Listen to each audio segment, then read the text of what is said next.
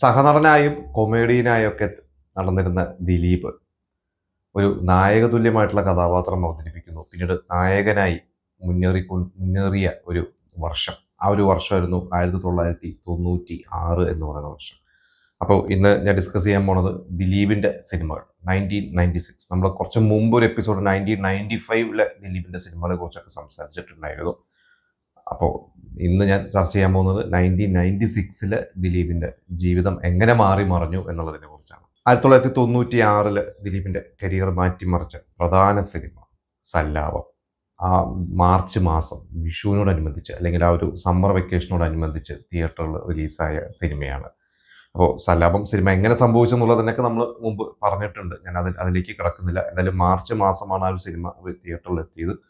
ആ ഒരു സിനിമയിലെ ഒരൊറ്റ സിനിമ കൊണ്ട് തന്നെ ഒരു ദിലീപ് ഒരു മുൻനിരയിൽ പിന്നീട് ഒരു നായകതുല്യമായിട്ടുള്ള കഥാപാത്രങ്ങൾക്ക് സംവിധായകർക്ക് ഒരു ഓപ്ഷനായിട്ട് ദിലീപ് വന്നു എന്നുള്ളത്. അതിന് മുമ്പ് ഉണ്ട് നായകനൊക്കെ ആയിട്ട്. പക്ഷേ ഇതിന് ശേഷമാണ് ഒരു മുൻനിര സംവിധായകരൊക്കെ ദിലീപിനെ ഒരു നായകനായിട്ട് തിരഞ്ഞെടുക്കാൻ തുടങ്ങിയത്.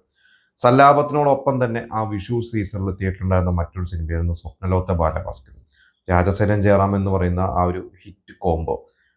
അതിന് സല്ലാപം ഷൂട്ട് ചെയ്യുന്ന സമയത്താണ് ഇവർ സ്വപ്നലോകത്തെ ബാലഭാസ്കരൻ്റെയും ദിലീപിനെ അപ്രോച്ച് ചെയ്തത്. എന്നിട്ട് പറഞ്ഞ് ഇതിലൊരു വേഷമുണ്ട്.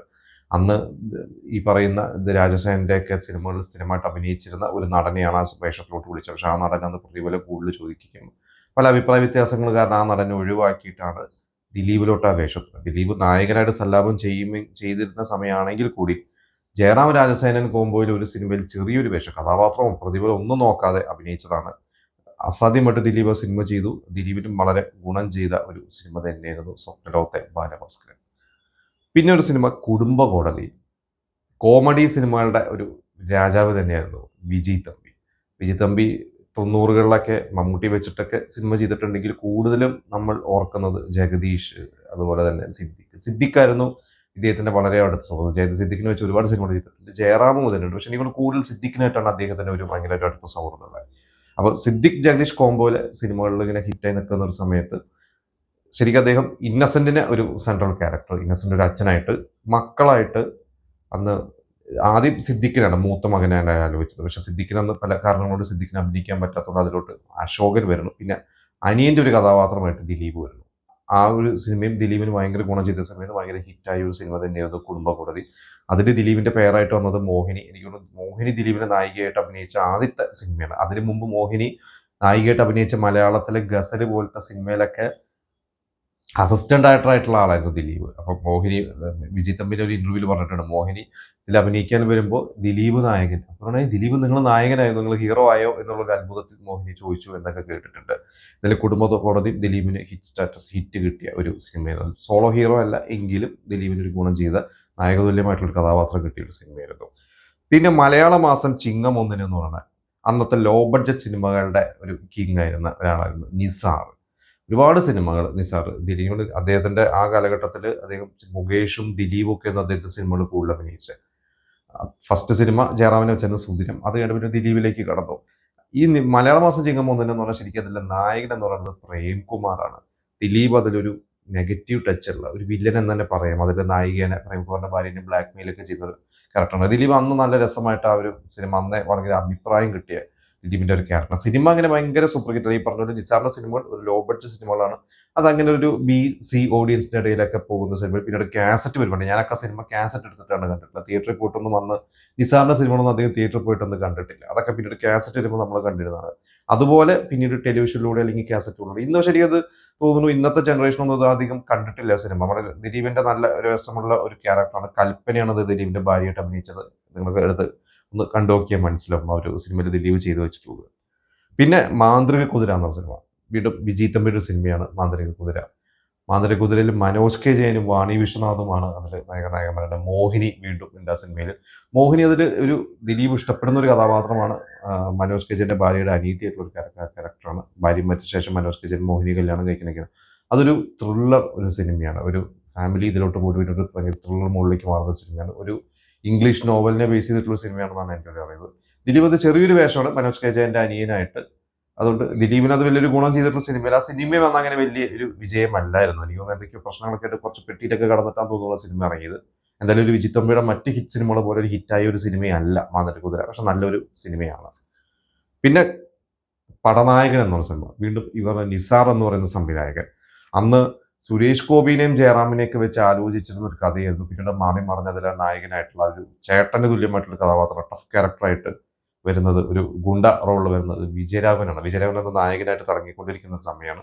അതിൽ വിജയരാഘവന്റെ ഒരു അനിയനെ പോലെ, ഒരു എർത്തിനെ പോലെ കൂടെ നടക്കുന്ന ഒരു കഥാപാത്രം, അതായിരുന്നു ദിലീപ് ചെയ്ത കഥാപാത്രം. നല്ല രസമായിട്ട് ദിലീപ് ആ സിനിമ ചെയ്തിട്ടുണ്ട്. ആ സിനിമ അന്ന് അത്യാവശ്യം ഓടിയ ഒരു, നേരത്തെ പറഞ്ഞ പോലെ ഒരു BC ഓഡിയൻസിൻ്റെ ഇടയിലൊക്കെ B ക്ലാസ് A ക്ലാസ് തിയേറ്റേഴ്സിലൊക്കെ ഓടിയ ഒരു സിനിമ തന്നെയായിരുന്നു. അതിൽ KPC ലളിത, പിന്നെ കലാഭവൻ മണി, നല്ല രസമായിട്ടൊക്കെ അതിൽ കലാഭവൻ മണിയുടെയൊക്കെ തുടക്കകാലത്തുള്ള ഒരു സിനിമകളാണ്. സല്ലാപം കഴിഞ്ഞിട്ടൊക്കെ ചെയ്തിട്ടുള്ള സിനിമയാണ്. എനിക്ക് ദിലീപ് സല്ലാപം കഴിഞ്ഞിട്ട് കമ്മിറ്റ് ചെയ്തിട്ടുള്ള ഒരു സിനിമകളിൽ ഒന്നായിരുന്നു പടനായകൻ. പിന്നെ കല്യാണ സൗഗന്ധികം, എനിക്കൊണ്ട് ദിലീപിൻ്റെ ഒരു ഏറ്റവും വലിയ, അതുവരെ ഇറങ്ങിയ സിനിമകൾ ഒരു അത്യാവശ്യം ഒരു ഹിറ്റായി. അതൊരു സോളോ, ദിലീപിന് ആ സിനിമയിലാണ് ശരിക്ക് ഒരു സോളോ എന്ന് വേണമെങ്കിൽ പറയാം. അതിൽ ജഗദീഷൊക്കെ ഉണ്ട് ദിലീപിൻ്റെ ഒരു കൂടെ. പക്ഷെ വിനയൻ എന്ന് പറയുന്ന ഒരു സംവിധായകൻ ദിലീപിനെ വെച്ച് ചെയ്തിട്ടുള്ളതിൽ വിനയൻ്റെയും കരിയർ മാറ്റിമറിച്ച ആ ഒരു സിനിമയോട് കൂടിയാണ് വിനയനും ഒരു കുറച്ചും കൂടി ഒരു മുൻനിര സംവിധായകരിലോട്ട് എത്തി തുടങ്ങിയത്. അതിൻ്റെ തുടക്കമായിരുന്നു. ആ സിനിമ തിയേറ്ററിൽ നല്ല വിജയമായിരുന്നു. 100 ദിവസങ്ങളോളം ഓടിയ സിനിമ. നല്ല ഹ്യൂമറാണ്. ഈ പറഞ്ഞ ദിലീപിൻ്റെ പിന്നീട് ഉദയപുരം സുൽത്താനൊക്കെ പോലത്തെയുള്ള ഒരു സ്ലാപ്സ്റ്റിക് കോമഡി ഒക്കെ ചെയ്യുന്ന പല സിനിമകളുടെ തുടക്കം, ഒരു ആൾമാറാട്ട സിനിമകൾ, ആൾമാറാട്ട കഥാപാത്രങ്ങളുടെയൊക്കെ ഒരു തുടക്കമായിരുന്നു കല്യാണ സൗഗന്ധികം. കല്യാണ സൗഗന്ധികത്തിലെ ഒരു സീൻ നമ്മളൊരു എപ്പിസോഡ് പറഞ്ഞിട്ടാണ്. അതിൽ ദിലീപിൻ്റെ ഒരു തുടക്കം ടൈറ്റിൽ കാണിക്കുന്ന ഒരു സിനിമയിൽ ദിലീപിൻ്റെ ഒരു ഇൻട്രോ സീനുകളൊന്നിൽ മോഹൻലാലിൻ്റെയും മമ്മൂട്ടിയുടെ കട്ടൗട്ടിൻ്റെ നടുക്ക് ദിലീപ് നിൽക്കുന്ന ഒരു ഒരു ഒരു ഒരു ഫ്രെയിം അങ്ങനെ വിനയനെ അതിൽ സെറ്റ് ചെയ്തിട്ടുണ്ടായിരുന്നു ടൈറ്റിലിൻ്റെ ഇടയിൽ. നിങ്ങൾ ഇനി കണ്ടു കഴിഞ്ഞാൽ മനസ്സിലാവും. പിന്നെ ഒരു സിനിമ സാമൂഹ്യപാഠം എന്നുള്ള സിനിമ.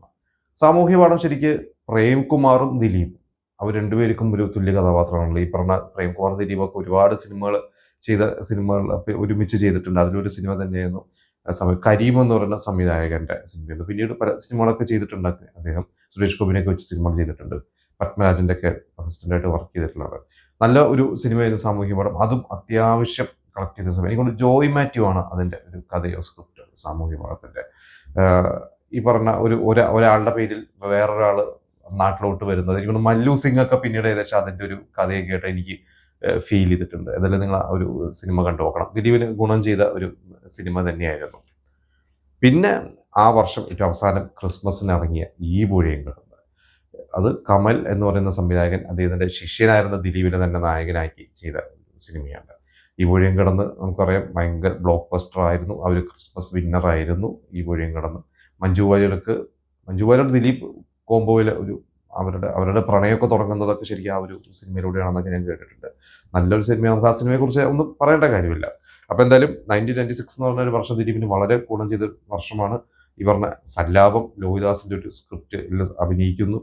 അതേ ലോഹിദാസിനെ തന്നെ ആ തൂവൽ കൊട്ടാരം എന്ന് പറയുന്ന സിനിമയാണ്, നമ്മൾ അത് മിസ് ചെയ്യുന്നു തോന്നുന്നു. തൂവൽ കൊട്ടാരം എന്ന സിനിമ സത്യൻ അന്തിക്കാടിൻ്റെ, ഈ പറഞ്ഞ സത്യൻ അന്തിക്കാടിൻ്റെ ഒരുപാട് ഫ്ലോപ്പുകൾക്ക് അല്ലെങ്കിൽ ആവറേജ് ഹിറ്റുകൾക്ക് ശേഷം ഒരു ബ്ലോക്ക് ബസ്റ്റർ കിട്ടി. ജയറാമിൻ്റെയും കരിയറിലെ ഒരു ടേണിംഗ് പോയിന്റ് ആ ഒരു സിനിമകളിലൊന്നായിരുന്നു തൂവൽ കൊട്ടാരം. അതിൽ ജയറാമിൻ്റെ അനിയനായിട്ട് ചെറിയൊരു റോളാണ്, കുറച്ചേ ഉള്ളൂ, പക്ഷെ നല്ല റോളാണ്. അപ്പോൾ ആ ഒരു വർഷം ദിലീപിന് ശരിക്കും സല്ലാപം, സ്വപ്നദത്ത ബാലഭാസ്കരൻ, തൂവൽ കൊട്ടാരം, ഈ പുഴയും കിടന്ന്, അന്നത്തെ ഒരു മെയിൻ സ്ട്രീം സംവിധായകരുടെ ഒക്കെ ഈ പറഞ്ഞ കമൽ, സത്യൻ അന്തിക്കാടിൻ്റെ സിനിമയിൽ അഭിനയിക്കുന്നു. ഒപ്പം വിജിത് തമ്പിയുടെ സിനിമകൾ അഭിനയിക്കുന്നു. ലോ ബഡ്ജറ്റ് സിനിമകളുടെ സംവിധായകൻ നിസാറിൻ്റെ സിനിമകൾ. അപ്പോൾ എല്ലാം കൊണ്ടും ദിലീപിന് ഗുണം ചെയ്ത ഒരു വർഷം തന്നെയാണ് 1996. അപ്പം ഞാൻ ഈ പറഞ്ഞ സിനിമകളൊക്കെ നിങ്ങൾ കണ്ടിട്ടുണ്ടോ, നിങ്ങൾ തിയേറ്ററിൽ പോയി കണ്ടിട്ടുണ്ടോ? അപ്പോൾ എനിക്ക് തോന്നുന്നു ഞാനിതിൽ സല്ലാപം തിയേറ്ററിൽ പോയിട്ട് കണ്ടിട്ടുണ്ട്, തൂവൽ കൊട്ടാരം കണ്ടിട്ടുണ്ട്. ബാക്കി സിനിമകളൊന്നും അങ്ങനെ തിയേറ്ററിൽ പോയിട്ട് കണ്ടിട്ടില്ല. എല്ലാം പിന്നീട് കാസറ്റ് എടുത്തിട്ടോ ഒക്കെയാണ് കണ്ടിട്ടുള്ളത്. നിങ്ങൾ ഈ സിനിമകളൊക്കെ കണ്ടിട്ടുണ്ടെങ്കിൽ നിങ്ങളുടെ അഭിപ്രായങ്ങൾ നമുക്ക് കമൻറ്റ് ചെയ്യുക.